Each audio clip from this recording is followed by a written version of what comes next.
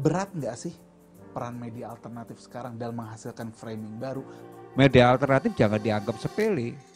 Ada hal yang kita harus luruskan, kita harus tegakkan bahwa ada hal yang salah di sana dan ada hal yang benar yang harus dipertahankan. Seperti sudah tahu kalau kita akan mengalami yang namanya mungkin bahasa populernya sekarang persekusi atau pembatasan-pembatasan atau mungkin sampai mungkin yang paling parah adalah bentuk intimidasi gitu. Kalau untuk resiko pasti ada, karena setiap apa yang kita perbuat pasti memiliki resiko yang harus kita tanggung. Tetapi tujuan kita sama menyatukan umat, ternyata beban kita untuk pihak-pihak yang ingin memecah belah umat ini ternyata energinya lebih banyak lagi, lebih kuat. Bagaimana mindset masyarakat sesuai dengan keinginan si penguasa. Kita jangan lupa bahwa ada raksasa-raksasa besar di dalam sosial media yang Bahwa ini bukan hanya sekedar media alternatif, ini bukan sekedar permainan, tapi ini ada hal yang sifatnya serius dalam kehidupan kita, dalam bernegara, berbangsa, dan juga untuk ke depan masa depan bangsa Indonesia. Memang mereka muncul dari keterpanggilan mereka secara pribadi gitu, untuk membela atau ingin berjuang untuk agamanya, kira-kira seperti itu. jadi intinya selama kita yakin Allah bersama kita, maka kita juga akan kuat dalam memperjuangkan syariat ini. حي على الفلاح.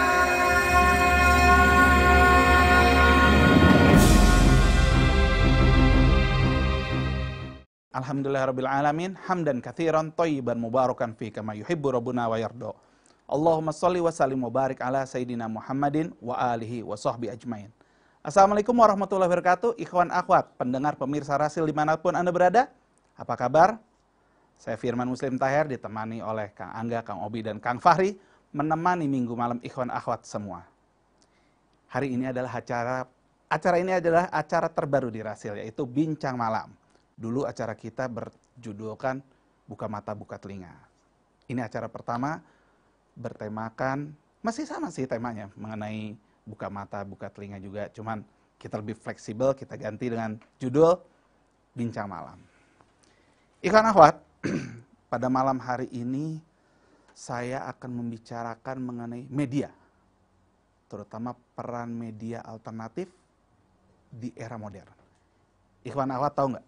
Pada tahun 1897 ada pertemuan Zionis pertama dunia. Kalau nggak salah, di mana saya tempatnya lupa, tapi salah satu tokohnya bernama Theodor Herzl. Dalam pertemuan itu salah satu poin terpentingnya, Theodor Herzl mengatakan bahwa kalau ingin menguasai dunia, maka kuasai media. Lantas pemikiran itu terus berlanjut sampai diikuti oleh penerusnya, yaitu penguasa media dunia.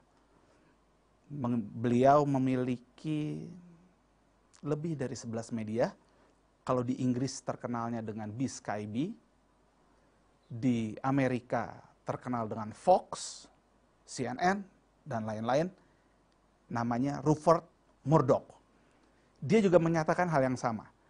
Kalau ingin menguasai dunia, maka kita harus kuasai media. Ikhwan akhwat tentu mengetahui kan gimana kondisi media di Indonesia pada saat ini. Apakah kita bisa menemukan media yang di tengah-tengah menyampaikan berita yang benar, menyampaikan apa yang seharusnya disampaikan? Kayaknya kalau media mainstream terpengaruh oleh tekanan-tekanan pemerintah. Nah, ikhwan akhwat, pada malam ini kita akan membahas mengenai media. Dan seperti ikhwan akhwat ketahui, era dulu dan era sekarang media berbeda jauh. Dulu kita hanya mengenal mungkin TV, radio, dan koran. Sekarang tidak bisa dipungkiri, sosmed memiliki peran penting. Selain TV, radio, dan lainnya. Alhamdulillah, saya sudah ditemani oleh para pejuang media alternatif malam hari ini. Alhamdulillah teman-teman saya sudah ada di sini, ada 4 orang. Sebetulnya hadir lebih dari 4 orang, cuman pada malu-malu. Di sini ada 1, 2, ada banyak, tapi pada malu tampil. Gak apa-apa. Kita undang 4 orang ini untuk menjadi pembicara kita. Kita sapa dulu tamu-tamu kita pada malam hari ini. Assalamualaikum warahmatullahi wabarakatuh. Waalaikumsalam warahmatullahi Sehat semuanya. Alhamdulillah sehat. Ini maaf kalau temanya ditembak dadakan. Kalau dikasih tahu takutnya malu-malu. Bisa diperkenalkan satu-satu dulu dari mana, namanya siapa, posisinya apa, supaya ikhwan akhwat pendengar pemirsa Rasil bisa mengetahui, mengenal gitu semua. Assalamualaikum warahmatullahi wabarakatuh. Saya dari FPI, Abdullah, Ketua Lembaga Informasi Front.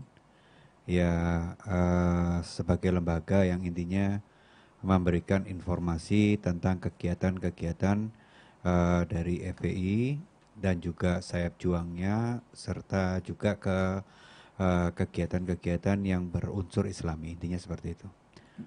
Ya, mungkin yang lain. Yang lain. Assalamualaikum warahmatullahi wabarakatuh. Waalaikumsalam. Saya Arli, saya bergerak di media televisi, mengkhususkan diri dalam ini Front TV, di mana kami menyiarkan dakwah Islam dan dakwah-dakwah juga dakwah Front Pembela Islam, dalam hal ini Habib Rizik Syihab, itu pimpinan kami, dan kami juga mencari konten-konten yang memang menjadi rujukan umat untuk kemajuan Islam tentunya dan persatuan Islam. Amin.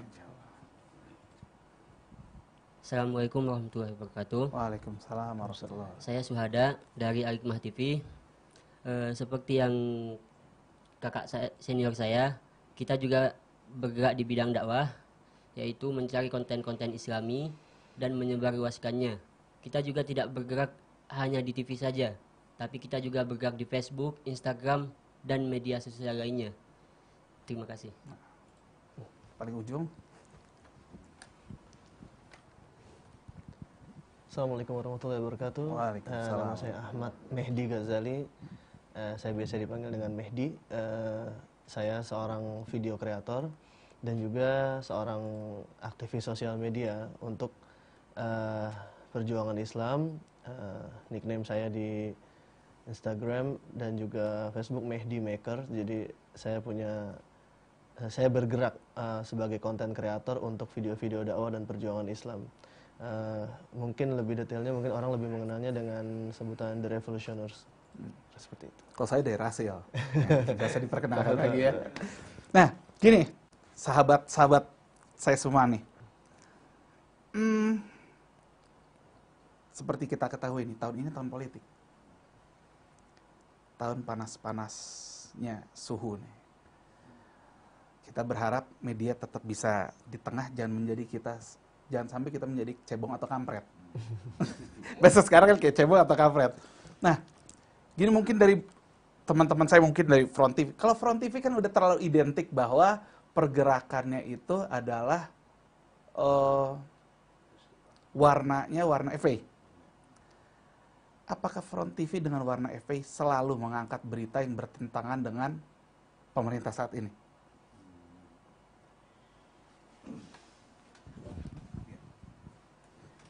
Terima kasih Bang Firman.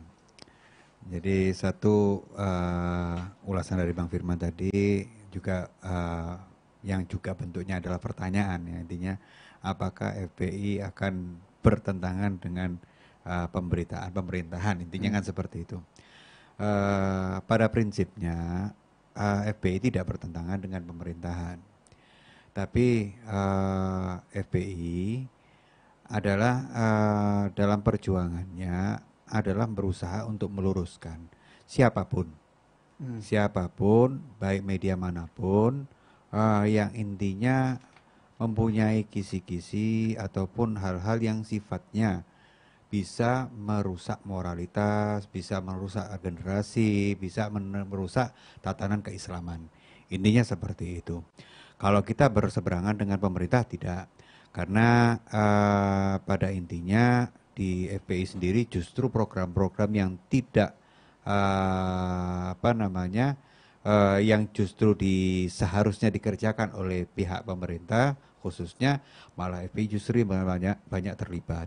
Seperti kegiatan kemanusiaan dan segala macamnya kita malah mendukung. Di mana ada bencana FPI turun. Di sana kita selalu membantu pemerintah, bukan kita berseberangan dengan pemerintah. Tapi ya tadi, apabila kebijakan itu bisa muncul dari manapun, kebijakan yang bisa mengganggu nilai tatanan keislaman ataupun nilai-nilai moralitas, apabila itu mengganggu, maka kewajiban kita adalah meluruskan. Maka itulah fungsinya media kita. Fungsi media FPI adalah tujuannya untuk meluruskan supaya jangan sampai ada kerusakan itu semakin jauh, dari generasi-generasi muda ini hilang nilai-nilai keagamaannya dan yang seperti itu, kurang lebih seperti itu. Jadi salah ya kalau ada yang mengambil konsep bahwa FPI mah pasti beda dengan pemerintah nih, pemerintah baik kayak gimana pun juga pasti diserang sama media FPI, itu salah ya? Oh salah, sangat-sangat salah. Karena kita totalitas pasti akan membantu. Apapun yang kepentingan pemerintah untuk bangsa, negara, dan juga agama, kita siap total untuk membantu pemerintahan. Tapi kan namanya kita baik dari pemerintahan itu kan juga ada manusianya, ya kan? Namanya manusia itu pasti ada yang luputnya, ada salahnya. Maka tidak selalu mutlak pemerintah itu pasti benar, ya kan? Hanya saja di kalangan kita di FPI itu selalu mengantisipasi apabila ada kebijakan-kebijakan yang intinya dapat mengganggu ataupun yang mempunyai resiko terhadap nilai-nilai keagamaan ataupun moralitas generasi muda, maka ya kewajiban kita untuk amar ma'ruf nahi mungkar. Intinya seperti itu. Nah, saya lanjut lagi nih, masih di Front TV. Kalau abang kan fokus di TV FPI, konten unggulannya apa bang di TV FPI? Ya, prinsipnya Front TV adalah wadah di mana kami mencari, menggali titik potensi persatuan umat. Itu yang kita kejar. Kenapa Front TV arahnya ke sana? Karena ini merupakan tahun kebangkitan umat Islam Indonesia. Dan tidak ada, menurut kami, tidak ada salah satu televisi pun yang mewadahi dari umat itu sendiri, yang TV teritorial umumnya, TV-TV nasional. Jadi apalagi naiknya sosial media dengan media internet ini, maka ini merupakan satu potensi di mana umat bisa berbicara sekarang. Dan kalau dicari persatuan umat itu banyak sekali, dan justru belum kita bisa eksplor dari persatuan-persatuan umat ini. Artinya Front TV mencari memfokuskan titik beratnya di situ, di mana beberapa dari kita lihat bagaimana kita memfokuskan ke 212, di situ kita bisa memberikan menginformasikan kepada umat, walaupun TV lain tidak ada gitu misalnya. Nah ini suatu kebanggaan buat kami. Berada di tengah-tengah umat yang bukan homogen Indonesia, apalagi terdiri dari suku, tentu banyak sekali perbedaan yang kita alami, tapi di luar itu sebenarnya perbedaan suku itu kita bisa bersatu itu. Front TV itu siaran pakai apa? Satelit? Streaming? Kita streaming ya? Streaming apapun yang kita bisa, pakai film, Tapi subscribernya banyak tuh ya? Insya Allah banyak, mudah-mudahan naik terus. Gitu. Ini kalau FPI Front TV itu ngangkat berita juga nggak? Ya, FPI Front TV itu bersifat dia kita melaporkan, intinya melaporkan meliput dari kegiatan-kegiatan yang ada dan peristiwa-peristiwa yang ada. Karena berita itu kan mesti kalau kita ngomongin televisi sekarang, ya kan, kita lihat TV nasional pun ada backgroundnya, ya kan, nggak mungkin dia menghidupkan 3.000 atau 5.000 orang tanpa ada tanpa ada economic will kita bilangnya. Jadi tentu kita bisa hadir sebagai media umat memberitakan bagaimana yang hak, mungkin kalau salah TV nasionalnya gitu. Jadi ada media alternatif untuk orang tahu kan mesti di Alternatif pemberitaan ya. Iya begitu. Kalau enggak kita juga kalau dapat berita yang salah terus nggak ada tabayunnya itu ya, cari tabayunnya susah gitu ya untuk cross check and cross check. Sedangkan dalam Islam itu dititik beratkan banget itu. Nah kalau Al-Hikmah nih, Al-Hikmah udah ada berapa tahun? Kita udah berdiri selama 4 tahun, Pak. 4 tahun. Kontennya apa yang paling banyak diminatinya atau fokus utamanya? Dakwah? Kita Atau apa? fokusnya ke dakwah. Dakwah. Kita itu menyiarkan siaran-siaran yang bersifat Islami. Tapi kita juga ketika ada berita-berita hoax seperti yang dikabarkan pada saat itu, kita juga turun untuk memberitakan bahwa ini tidak benar. Tidak benarnya di versi antum doang kali, nggak cross check bener-bener kali. Tidak, Ustaz. Kita juga apa ya? Kita juga lihat situasi karena kita tahu media-media sekarang kan banyak yang tidak pro lah. Karena seperti yang kita ketahui, kita harus memberitakan mana yang benar dan mana yang baik. Nah, seperti kita ketahui sekarang ini ngejalanin TV bukan hal yang mudah.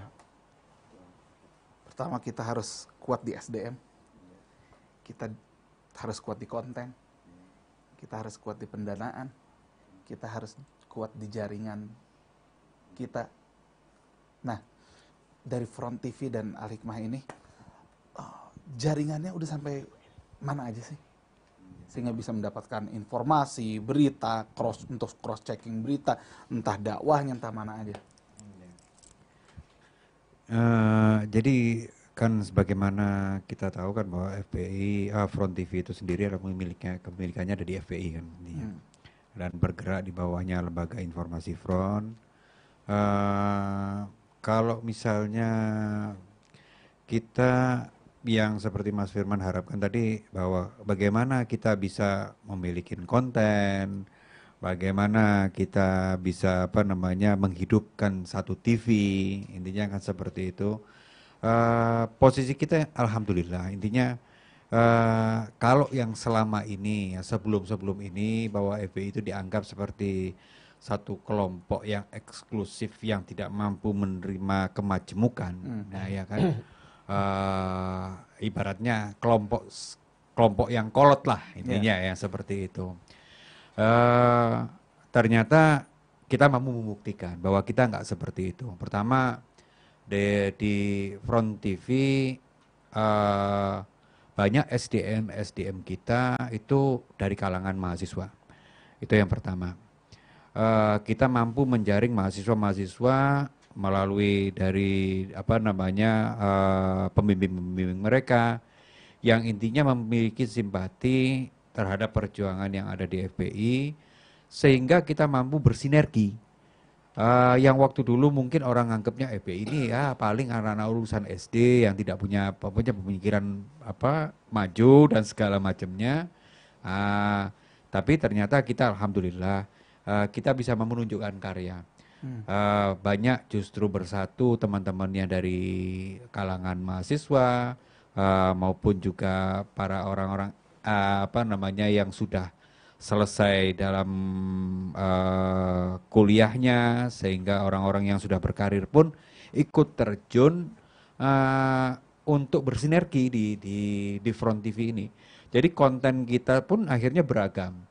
Yang dulu itu anggapannya hanya FPI ya paling ceramah, kalau nggak gitu sweeping.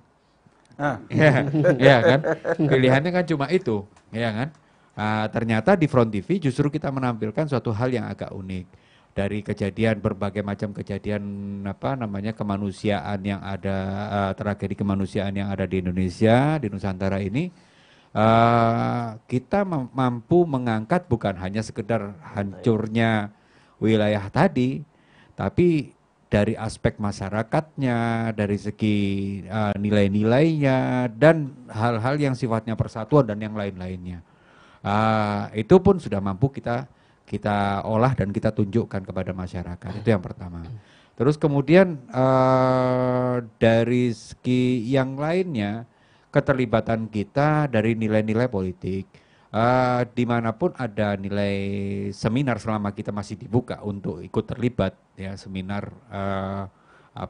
seminar politik ataupun wawasan untuk mencerdaskan kehidupan bangsa ini, maka FPI pun akan terlibat di sana. Intinya kita tidak menutup hal-hal yang seperti itu, sehingga kita punya warna bahwa Front TV ya khususnya dan secara umumnya apa yang lembaga yang ada di lembaga informasi Front ini mempunyai tujuan adalah meluruskan pemberitaan. Apabila waktu dulu kita menjadi pingpong dari media ya, yang selalu kita tidak mampu untuk meluruskan kepada masyarakat, ya kan? Media mainstream dikuasai dan kita selalu dijadikan pingpong seperti itu, menjadi bola tendang sana tendang sini dan kita nggak bisa punya kesempatan untuk berbicara. Kali ini ya dengan sedikit upaya, ini kemampuan kita, setidaknya alhamdulillah membuka mata masyarakat bahwa FPI tidak seperti yang dikabarkan oleh media mainstream. Nah itu yang paling pentingnya. Yang keduanya lagi, kita juga berusaha mendidik masyarakat bahwa masyarakat tidak boleh lagi menjadi sapi gelonggongan. Ini ya. Ini yang sapi gelonggongan saya agak singgung. Ya. Nah, mohon maaf. Enggak. Jadi gini, kenapa saya katakan ada istilah sapi gelonggongan? Media sekarang ini berusaha diusahakan semaksimal mungkin untuk bersuara pada satu sumber yang ditujukan kepada masyarakat. Mau masyarakat itu terima enggak terima, mau seneng enggak seneng, ya kamu harus minum ini, harus telan ini. Intinya seperti itu. Ya walaupun nanti akhirnya mereka menderita ataupun mereka mati, intinya seperti itu. Itu yang terjadi. Nah, dan kita harus membuka wacana ini. Dan harus mampu untuk meluruskan keadaan yang ada. Dan itu peran vital media alternatif. Betul, peran vital media alternatif. Apabila sekarang terjadi suatu musibah yang dimana satu bagian kelompok lain tidak menerima keadaan tersebut, mereka akan berusaha menutupin. Tapi realita yang terjadi, masyarakat sekarang ini semua bisa menjadi wartawan, semua bisa menjadi media. Media Facebook, Instagram, dan yang lain-lainnya, mereka hari ini ada kecelakaan, berapa jumlah korbannya, mereka lah dengan shootingnya langsung bisa menjadikan berita. Walaupun mereka tidak mampu untuk memframing. Bedanya di sana dengan media mainstream. Media mainstream mereka akan memframing sesuai dengan keinginan siapa pimpinannya mereka. Lihatnya apanya ini? Kecelakaan dari segi apanya? Maka itulah yang menjadi kebijakan dari media tersebut. Tapi kalau masyarakat kan tidak. Mereka hanya mampu menampilkan sosok yang realitas yang ada di dalam sana. Maka itulah pentingnya media alternatif ini sebagai penyeimbang. Tidak lagi masyarakat itu harus menjadikan sapi gelonggongan yang mau kalian menerima adil nggak adil, suka nggak suka, enek nggak enek. Nah itu tetap dikasihkan juga. Nah ini yang menjadi masalah.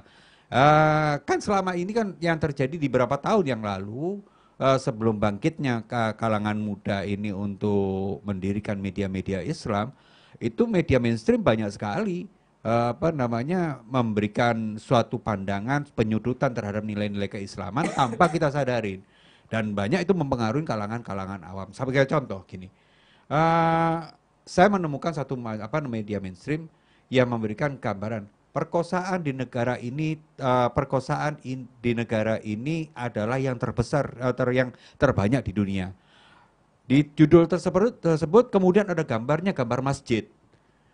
Di dalam image kalangan awam pasti negara Islam. Negara Islam. Itu yang terjadi. Nah, apabila kita kalangan awam lebih senang melihat membaca judul dan gambar. Ya. Framingnya kan hanya di judul dan gambar.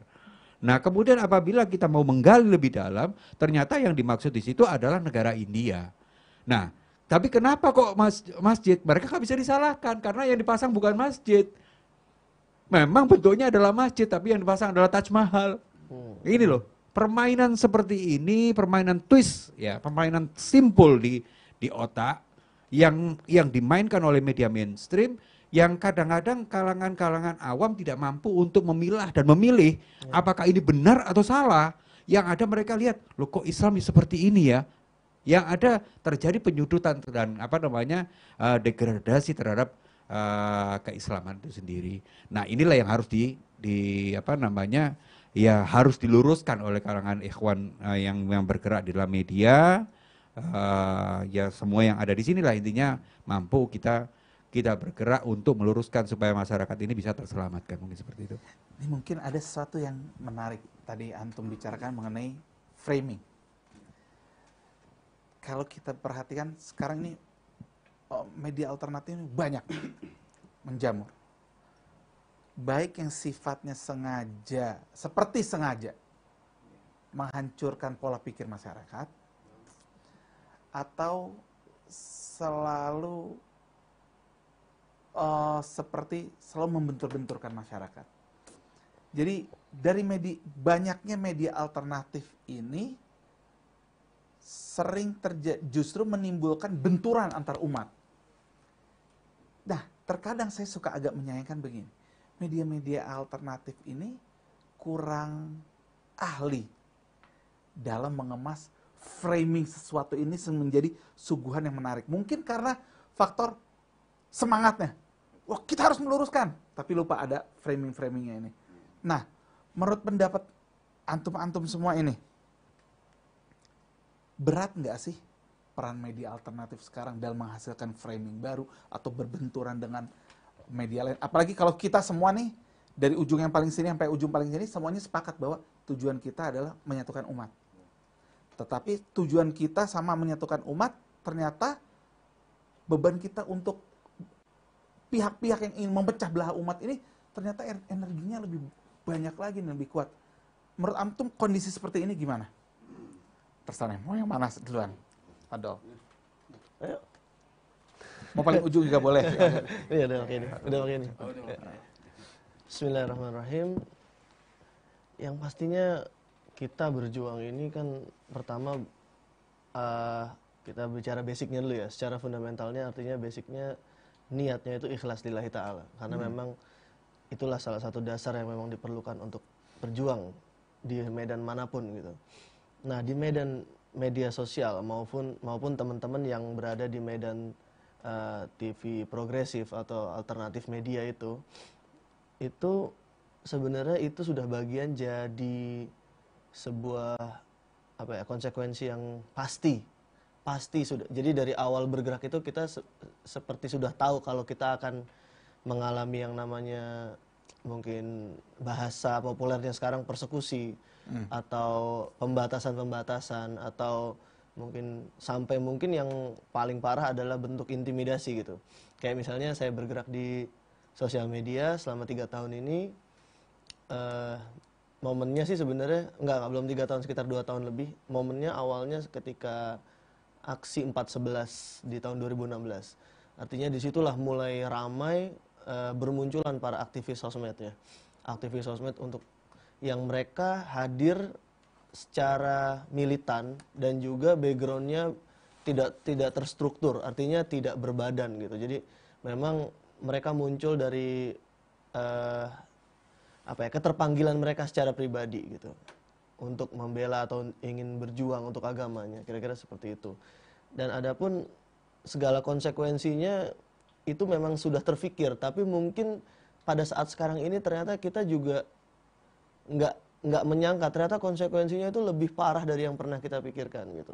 Kayak misalnya pemberangusan kebebasan berekspresi atau berpendapat. Misalnya aktivis sosial media seperti saya sudah sering kali mengalami yang namanya istilahnya suspend, di suspend atau di banned bahkan. akun kita yang notabene itu adalah hak kita bersuara, yang dimana sebenarnya di dalam undang-undang ITE itu sudah dijamin kalau kita di situ mempunyai hak untuk bersuara dan segala macam, itu bahkan sampai dihapus. Artinya terjadi pelanggaran HAM di situ sebenarnya. Antum mungkin membicarakan sesuatu yang bersifat pornografi kali. Enggak. Makanya disuspend atau provokatif gitu.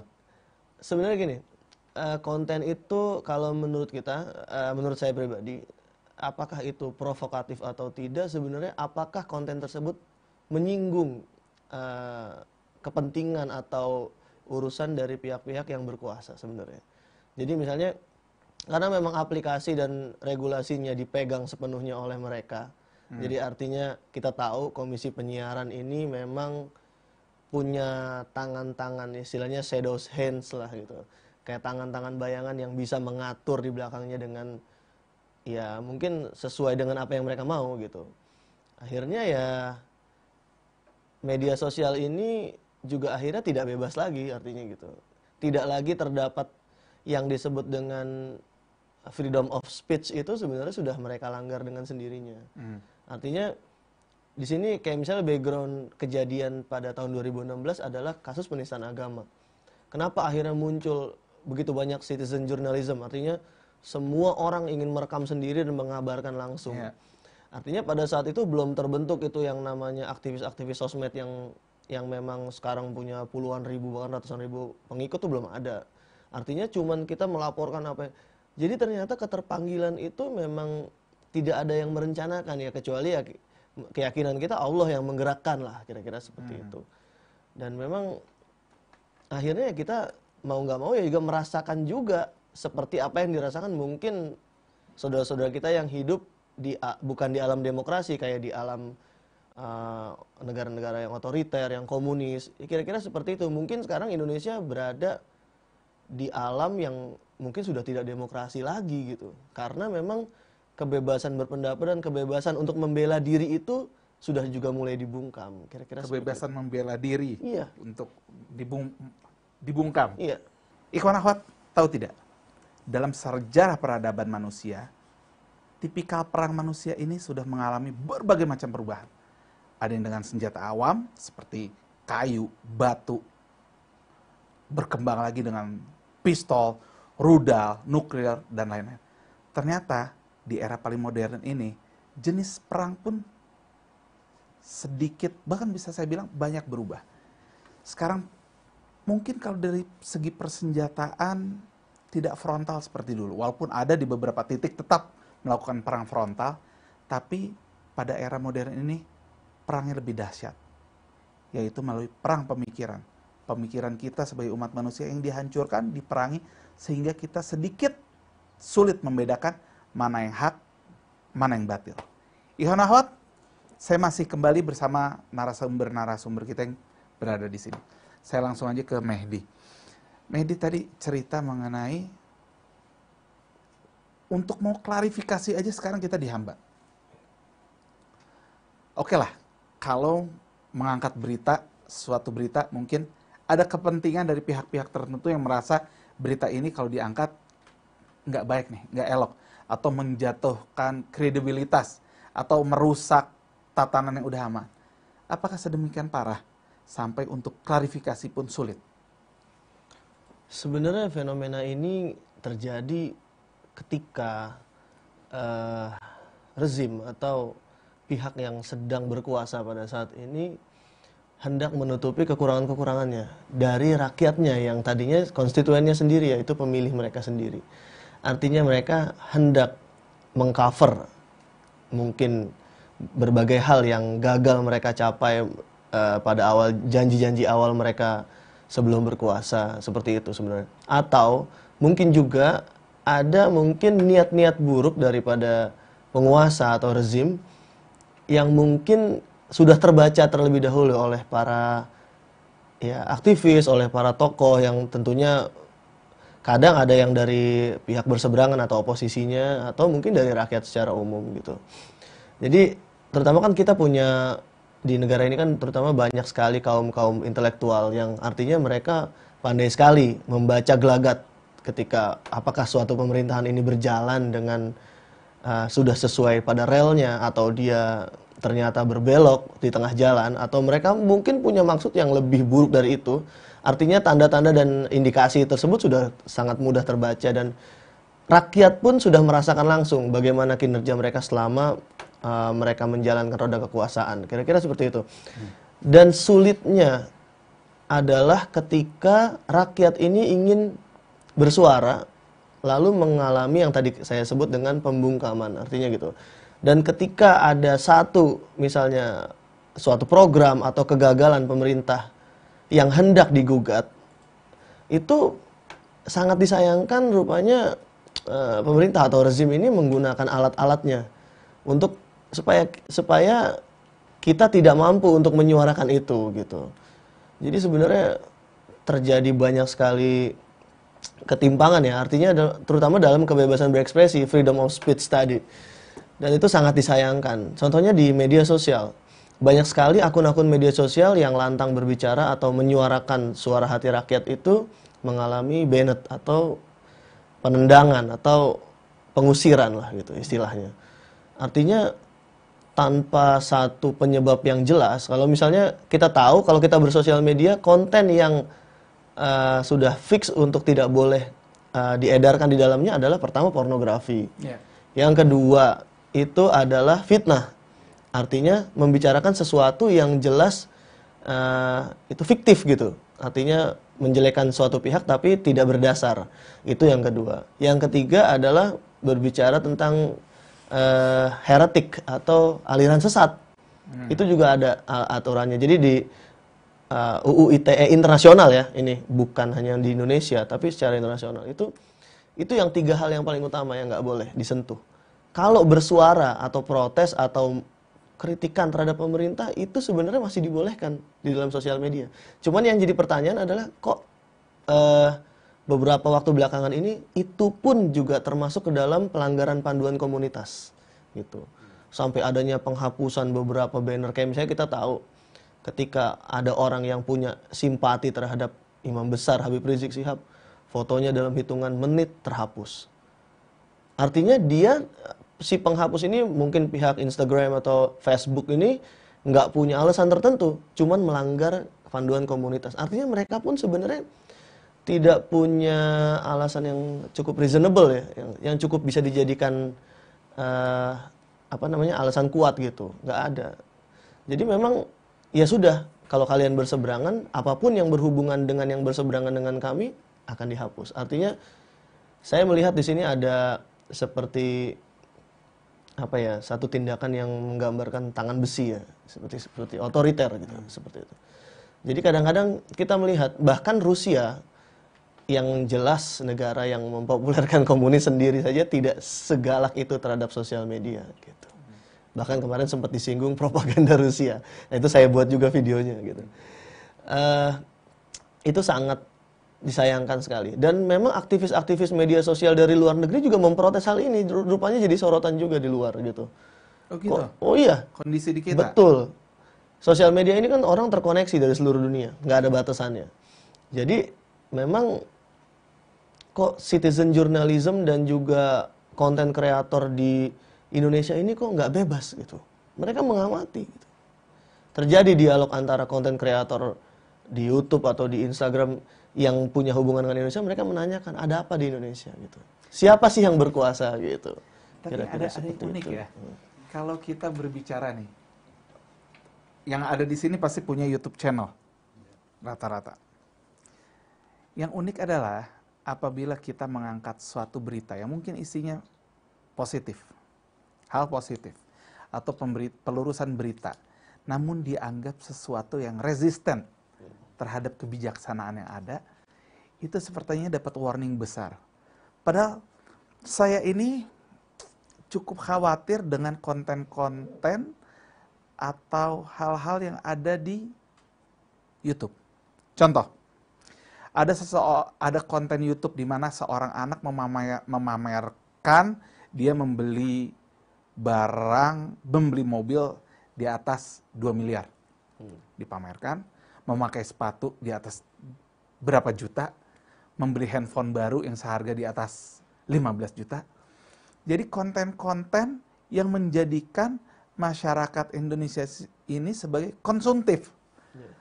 Saya berkali-kali bertanya dalam hati saya, mana peran pemerintah nih? Ini sebetulnya benar-benar pembodohan kepada generasi yang akan datang. Apakah pemerintah diam saja dengan konten-konten seperti ini menjadikan masyarakat kita, anak-anak kita, anak-anak yang konsumtif, sedangkan apabila ada konten-konten yang berisi suatu hal yang bersifat pendidikan, pelurusan berita, atau apa, cuman dianggap suatu hal yang resisten, mendapat perlawanan dari pemerintah. Nah, anak butuh pendapat dari antum-antum ini. Saya memiliki perasaan yang mengkhawatirkan dengan konten-konten YouTube seperti ini. Gimana dari antum-antum semua ini? Terserah yang mana dulu. Jadi sebagaimana tadi ngomong, saya ingatkan juga dari Mas Ardi tadi, ada kekhawatiran intinya terhadap satu hal yang mengganggu nilai-nilai kekuasaan, sehingga mereka harus mengkondisikan media alternatif ini. Ada kekhawatiran seperti itu. Bahkan kalau misalnya tadi Mas Ardi menyatakan bahwa untuk mengkoreksi saja atau membela diri saja itu tidak diperbolehkan, seakan-akan kan seperti itu. Kita nggak perlu bicara masalah sampai seperti itu. Kemanusiaan pun itu pun juga dikerjain sama mereka, gitu loh. Jadi kalau misalnya mengkoreksi ada sesuatu yang masih nilainya ada hal yang salah yang perlu kita luruskan. Intinya kan ada pro kontra kan. Nah, yang menjadi problem kemanusiaan. Konten kemanusiaan dari salah satu sayap juang kita di Hilmi itu yang membantu di hampir seluruh pelosok di Indonesia. Setiap kali kita masuk Facebook, Instagram, pasti hilang. Cuma hitungan sebentar saja. Tanpa harus ada orang report, tanpa ada intinya menunggu jumlah sekian orang reportnya, itu udah bisa langsung naik dihilangkan. Apalagi kalau fotonya imam besar, Habib Rizik, ya kan? Saya ngeliatin sungguh tidak adil, gitu loh. Sungguh sangat tidak adil keadaan yang seperti ini, pengkondisian yang seperti ini sangat tidak adil. Karena apa? Hitler saja yang membunuh jutaan orang, fotonya masih menunggu report dulu dari orang banyak. Untuk dihapusnya itu harus menunggu. Betul. Di Facebook dan yang lain-lain. Kok bisa Habib Rizik ini yang tidak melakukan kesalahan apapun terhadap negara ini diperlakukan seperti itu, kan sudah sangat dahsyat berarti kan. Ya kan? Ada hal yang sangat tidak manusiawi di dalam posisi seperti ini. Enggak hanya sekedar orang ini bermedsos, memberi alternatif, tapi sudah lebih daripada itu, ini kejahatan HAM. Saya bilang, ini kejahatan kemanusiaan. Ada hal orang yang diganggu nilai-nilainya sehingga untuk memasang foto saja harus hilang. Kemanusiaan kita tunjukkan hilang, dan itu yang menjadi problem. Tadi antum menyatakan bahwa ada kekhawatiran kalau misalnya generasi kita ini ke depan menjadi konsumtif, hedonis dan segala macamnya itu.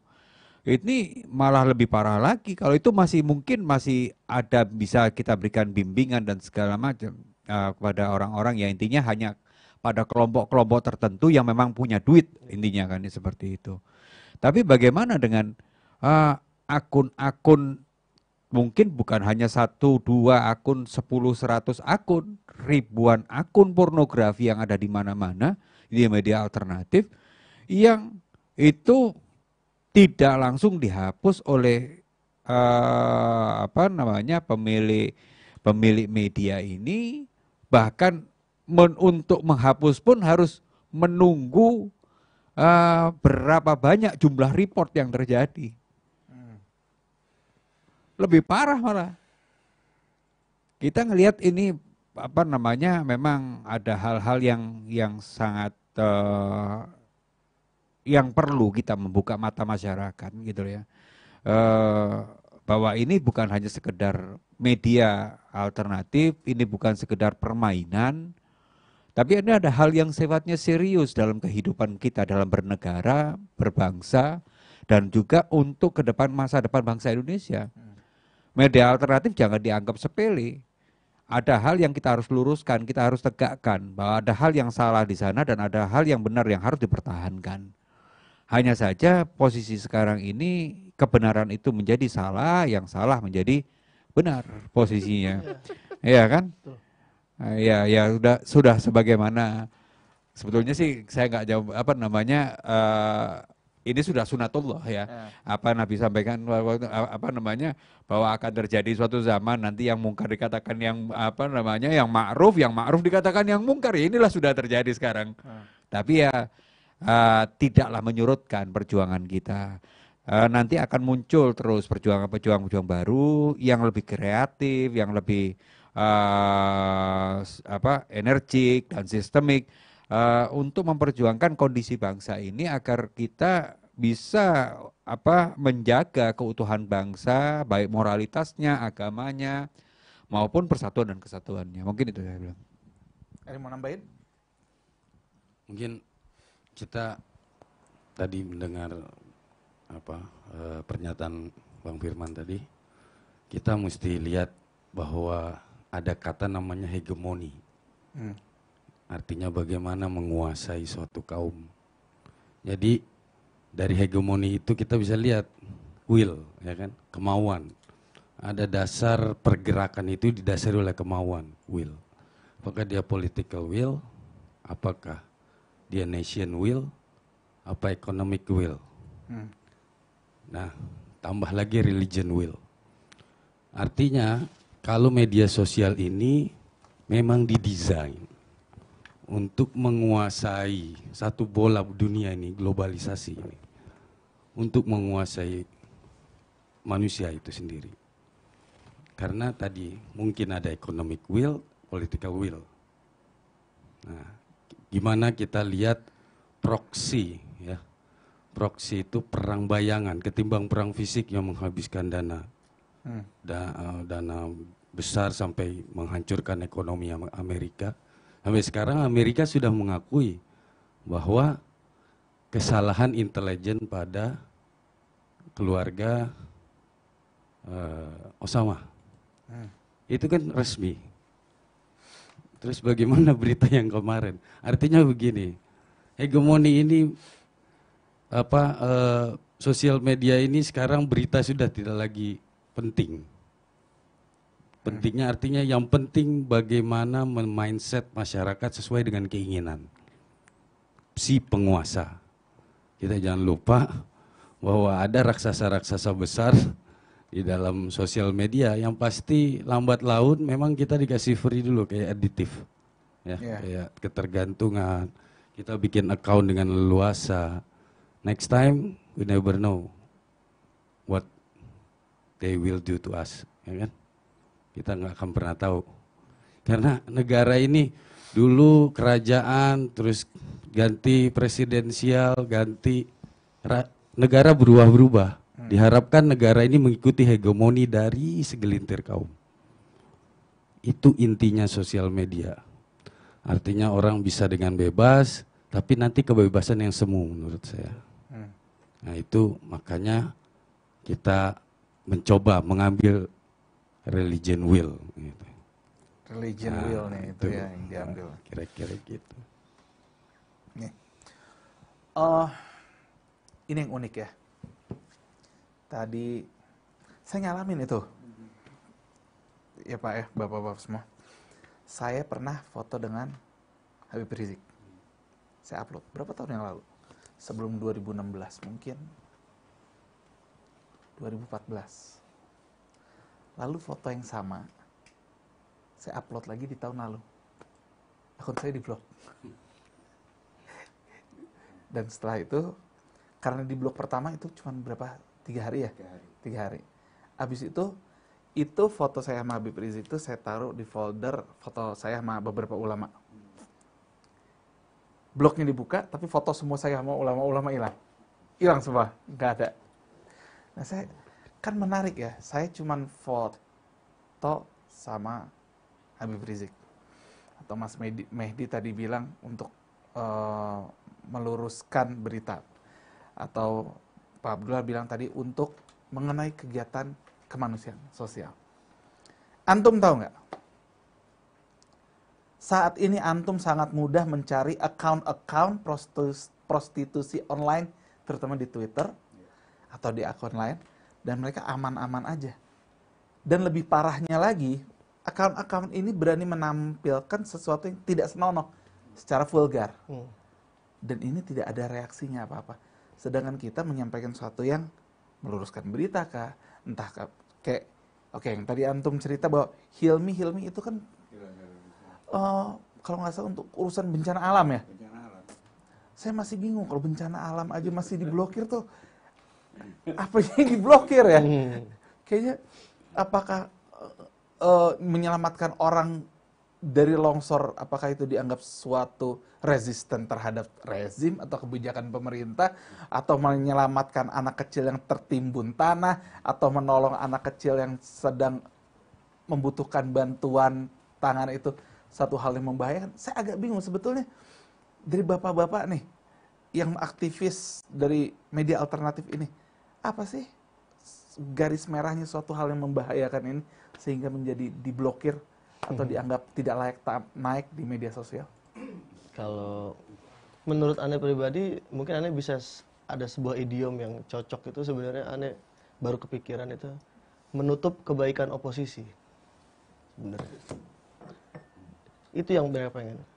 Apapun yang berseberangan dengan mereka atau kepentingan mereka harus tidak terlihat, dari mulai ya tindak tanduknya, kegiatannya, apapun. Jadi sudah sampai pada level yang apapun kebaikan juga harus ditutup. Jadi kalau kemanusiaan ditutupi, berarti mereka tidak berperi kemanusiaan dong. oh pasti. Opposite-nya gitu kan, kemanusiaan tidak berperi kemanusiaan. Arahnya ke situ sebenarnya. Jadi memang sekarang kan yang tadinya sosial media maupun TV streaming itu merupakan alternatif media, kini 5 tahun belakangan ini mulai menjadi arus utama media justru gitu.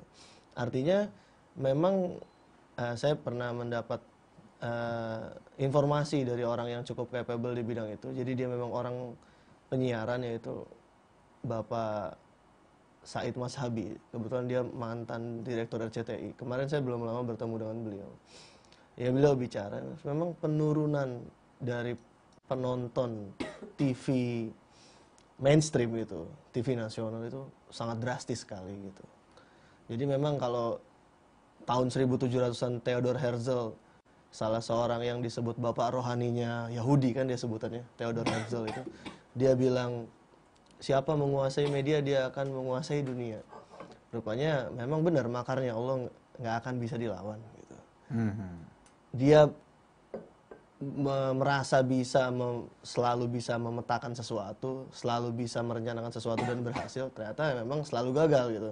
Artinya untuk di era awal 80-90-an mungkin apa yang dia bilang mungkin bisa dibilang itu terbukti gitu. Tapi memasuki era sekarang justru hal itu terbantahkan gitu.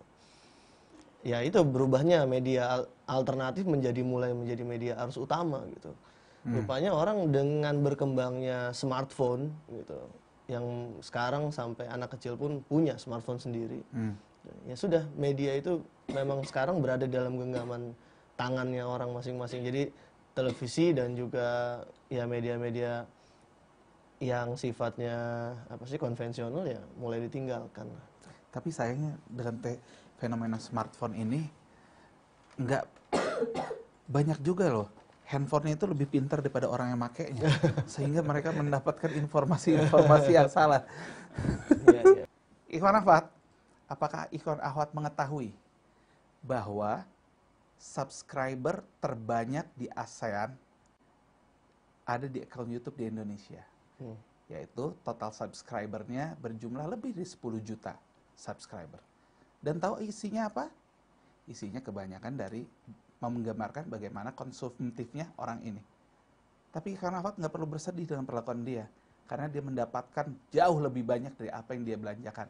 Yang sedih adalah kalau ikhwan akhwat mengikuti pola konsumtif account ini. Jadi ikhwan akhwat, jangan ikutin ya, kita ikutin yang positif-positif aja. Nah, kita lanjut lagi di acara ini. Saya akan mengajukan pertanyaan pertama kepada siapapun yang menjawab dari Arham Azam. Bagaimana respon umat atas hadirnya media-media, mungkin media-media alternatif TV saat ini?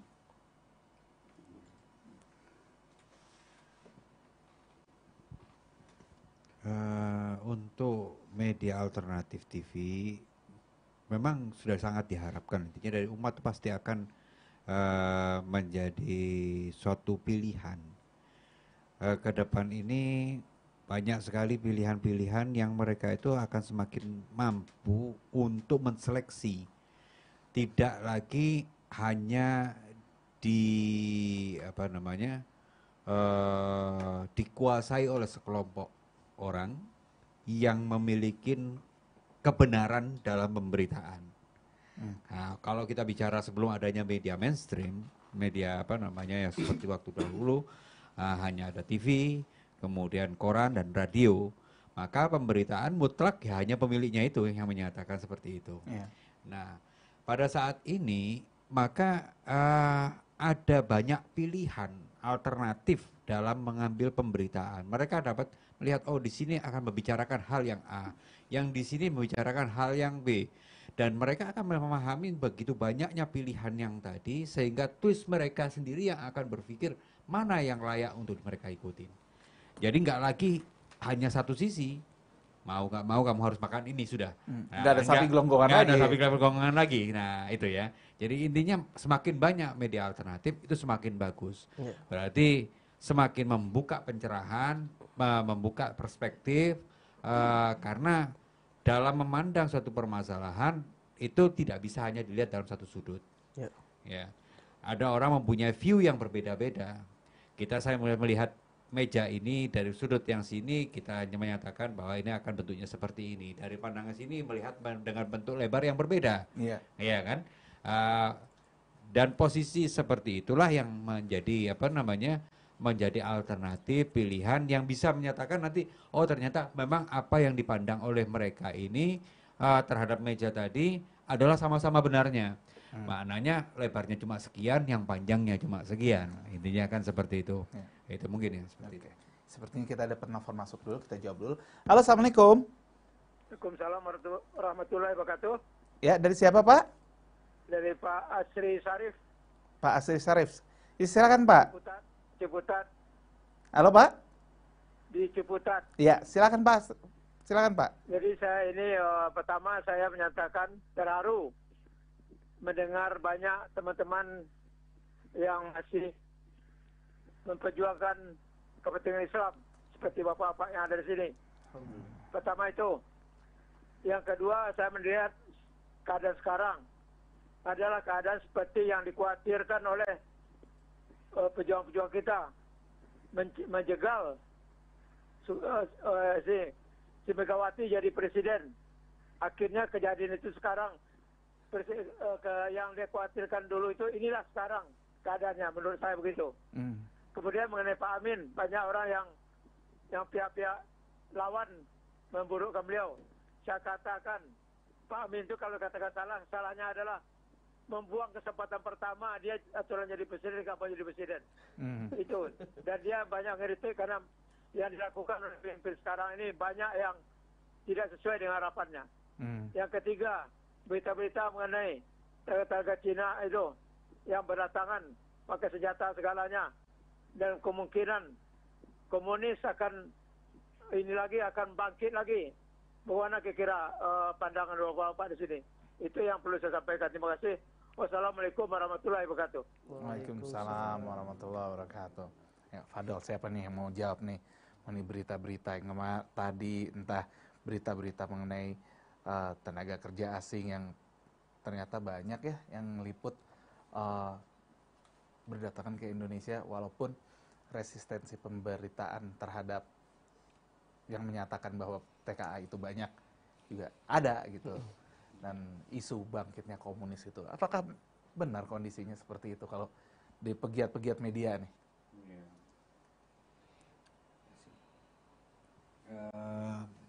Tadi yang masalah pertama, masalah TKA itu ya.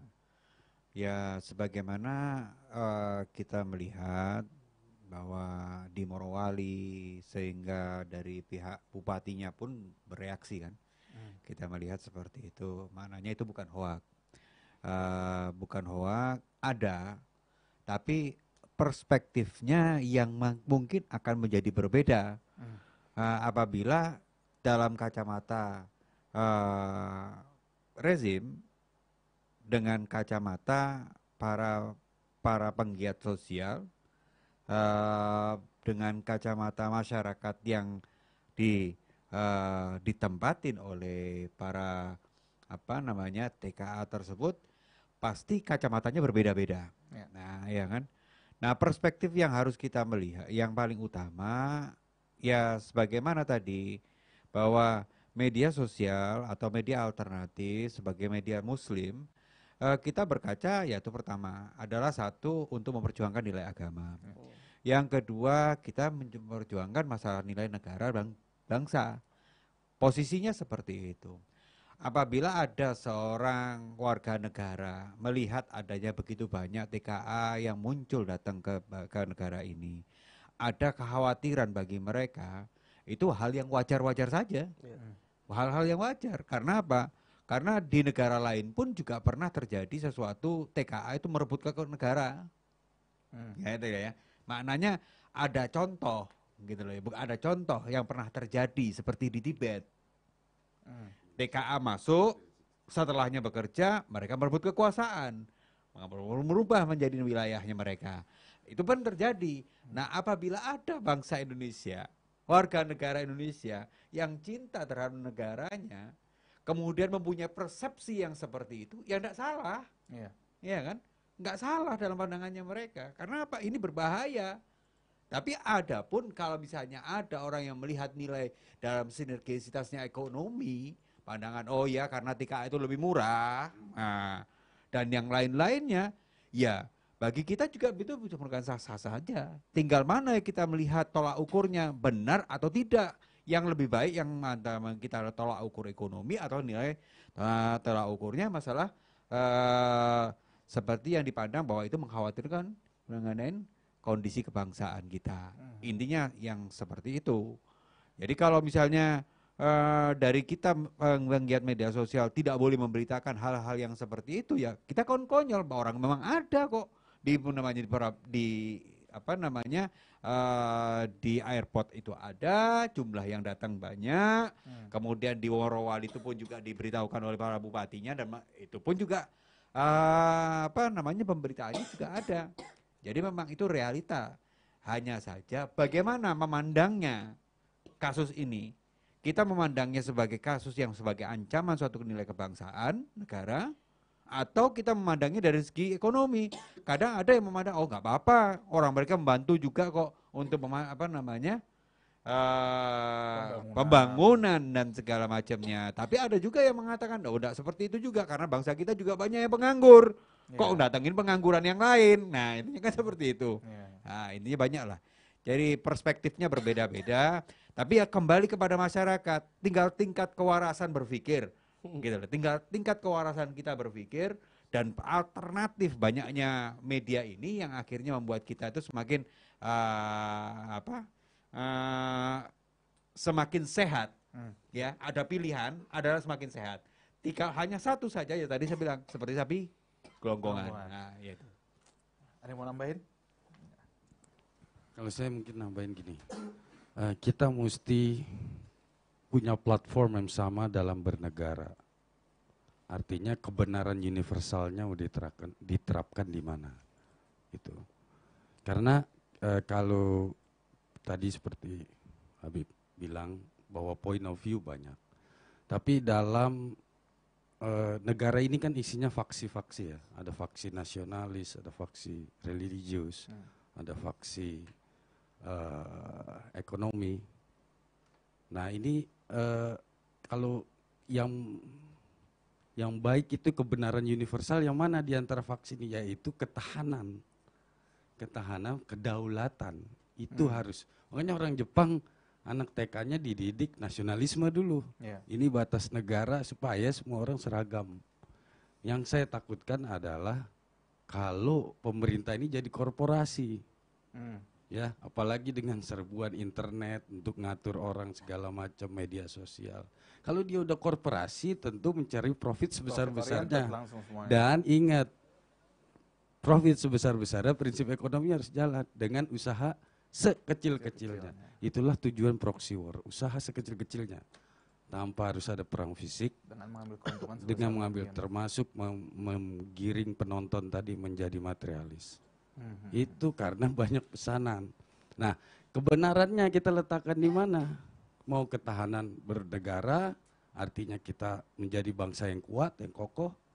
Nah, itu kebenaran universal yang harus kita tanggung jawab bersama. Itulah media sosial, penggiat sosial yang ada. Saya rasa visinya sama. Mereka tidak mau nasionalisme mereka terganggu. Baik dengan cara religious way, baik cara economic way, baik cara dengan macam-macam lainnya itu. Ya, jadi mudah-mudahan jangan cuma hashtag saya Pancasila aja ya, tapi kegiatannya benar-benar ada nih, mencintai Indonesia nih, jangan cuma gede di hashtag doang. Jadi kayak Indonesia negeri hashtag ini. Nah, saya mau ke Om Mehdi nih. Om Mehdi, basic dasarnya adalah Instagram itu media untuk senang-senang. Dimana kita bisa mengupload.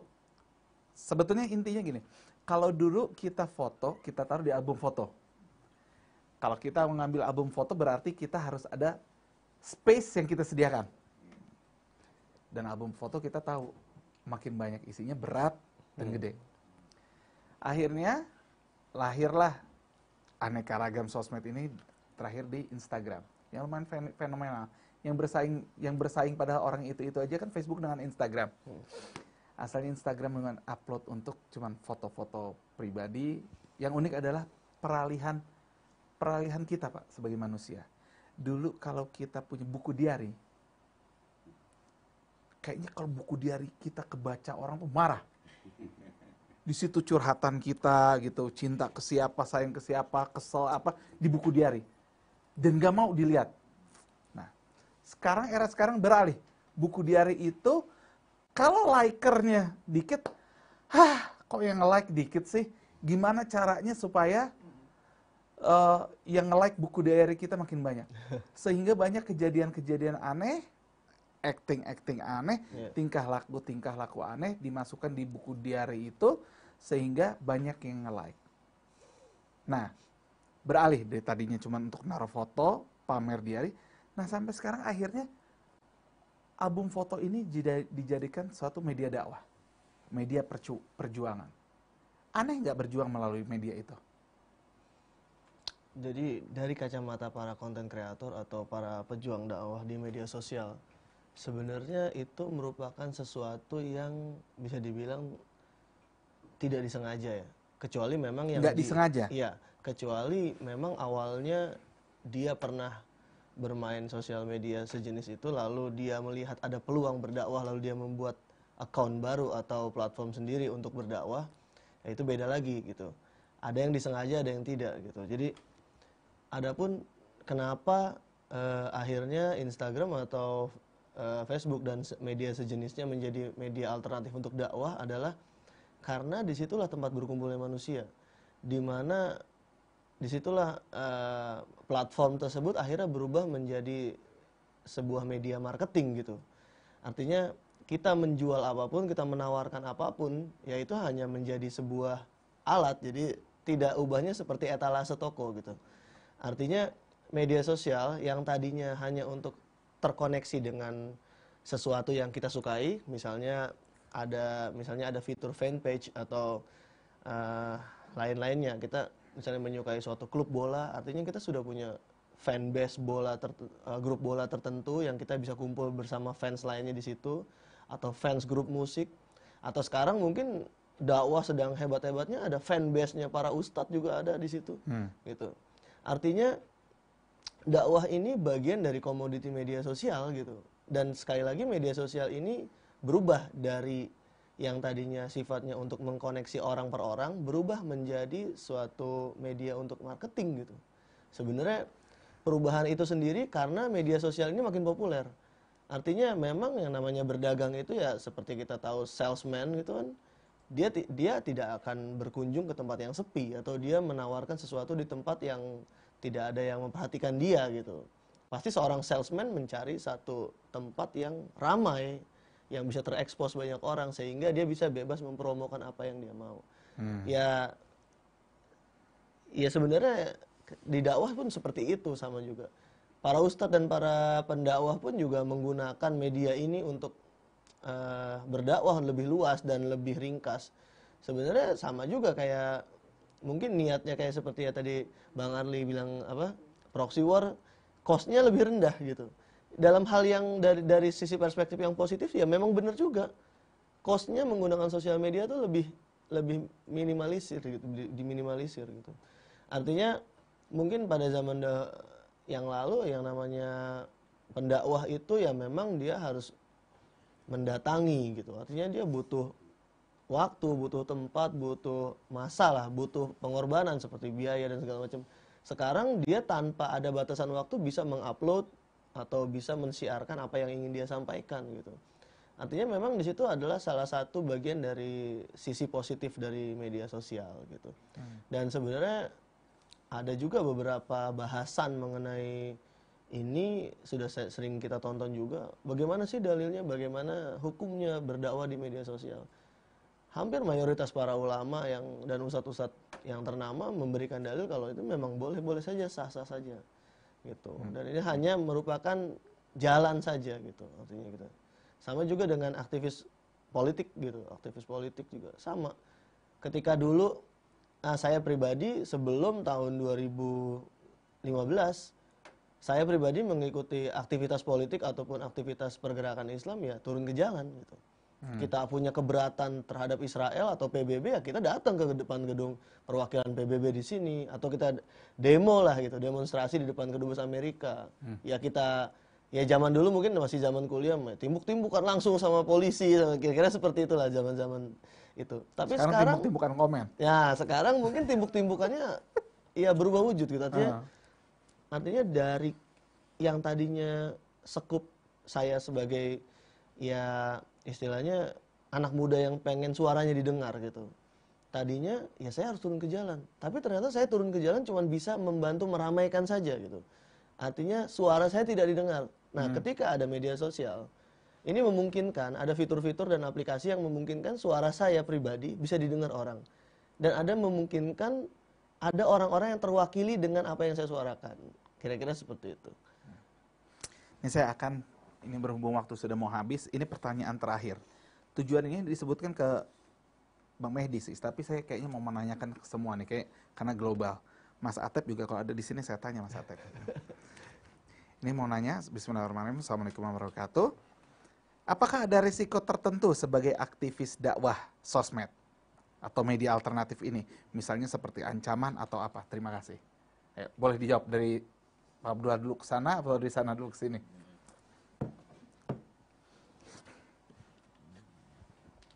Ya kalau misalnya resiko ya segala macam itu ada resiko. Makan pun kita punya resiko. Takut keselak. Ya. Ya, apalagi suatu perjuangan dalam menegakkan kalimatullah, kita memperjuangkan agama kita, memperjuangkan negara kita, bangsa kita, pasti ada risikonya. Ya minimal risikonya ya di-ban intinya ya kan, ya kan minimal risikonya di-ban. Ya, maksimal di penjara, UITE, intinya kan seperti itu. Ya. Semua ada risiko, tapi ya namanya risiko kalau misalnya kita hendak berjuang ya apapun konsekuensinya ya harus kita hadapi. Intinya seperti itu. Mungkin itu. Ya, kalau kami di front, kami murni ya kita memang bebas, merasa bebas mempunyai ilmu dakwah dan media berdakwah yang baru. Jadi kayak semacam apa ya, semacam bombastis lah gitu ya. Nah artinya kami sadar, kami aware bahwa memang apapun yang kami lakukan pasti ada beresiko. Nah, ada stigma hoax dan segala macamnya. Yang penting kita bertanggung jawab itu. Dan resiko ya kalau orang di media dakwah ya pasti sudah menjadi bagian dari resiko yang dia pilih gitu. Jadi intinya selama kita yakin Allah bersama kita, maka kita juga akan kuat dalam memperjuangkan syariat ini. Gitu. Ya, kalau dari Al-Hikmah TV sendiri, karena masih belum berkecimpung di dunia politik, kalau untuk resiko pasti ada. Karena setiap apa yang kita perbuat pasti memiliki resiko yang harus kita tanggung ketika harus melakukannya. Jadi teruslah